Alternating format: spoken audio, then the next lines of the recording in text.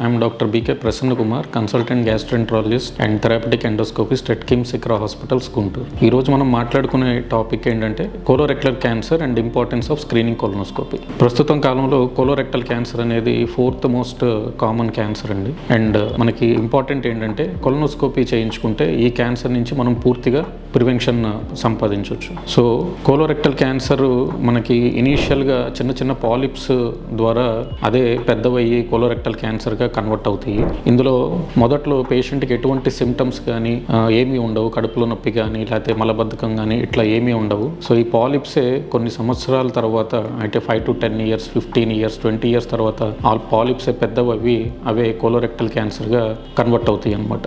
So ఇందులో ఎటువంటి లక్షణాలు ఉండవు. అయితే ఎవరెవరికి కొలనోస్కోపీ స్క్రీనింగ్ చేయించుకోవాలి? ఇప్పుడు రీసెంట్గా మనం ప్రతి more than 45 years age group ఉన్న వాళ్ళకి, ఫ్యామిలీలో ఎవరికన్నా కోలోరెక్టల్ క్యాన్సర్ ఉన్నా కానీ, లేకపోతే కొన్ని రకాల ఇన్ఫ్లమేటరీ బౌవెల్ డిసీజ్ అంటారు, అల్సరేటివ్ కోలైటిస్ కానీ, క్రాన్స్ డిసీజ్ కానీ, ఇట్లాంటి ఇన్ఫ్లమేటరీ బౌవెల్ డిసీజెస్ 10 సంవత్సరాల కంటే ఎక్కువ ఉన్న వాళ్ళకి కానీ, ఇట్లాంటి వాళ్ళందరూ కూడా కొలనోస్కోపీ స్క్రీనింగ్ చేయించుకోవాలి. సో కొలనోస్కోపీలో ఏం చేస్తామంటే మనం మలద్వారం గుండా ఒక చిన్న స్కోప్ని లోపలికి పంపించి పెద్ద పేగంతా కూడా డీటెయిల్గా ఎగ్జామినేషన్ చేయడం అనేది జరుగుతుంది. సో కొలనోస్కోపీ చేసినప్పుడు ఏవైతే చిన్న చిన్న పాలిప్స్ ఏవైతే మనకు కనిపిస్తాయో వాటిని కొలనోస్కోపీ ద్వారానే మనం ఈ పాలిప్స్ని రిమూవ్ చేయడం అనేది జరుగుతుంది. కొలనోస్కోపీ స్క్రీనింగ్ చేయించుకోవడం వల్ల మనం కోలోరెక్టల్ క్యాన్సర్ నుంచి పూర్తిగా మనం బయటపడవచ్చు. సో ఒక్క కొలనోస్కోపీ చేసే సమయం దగ్గర 30 minutes.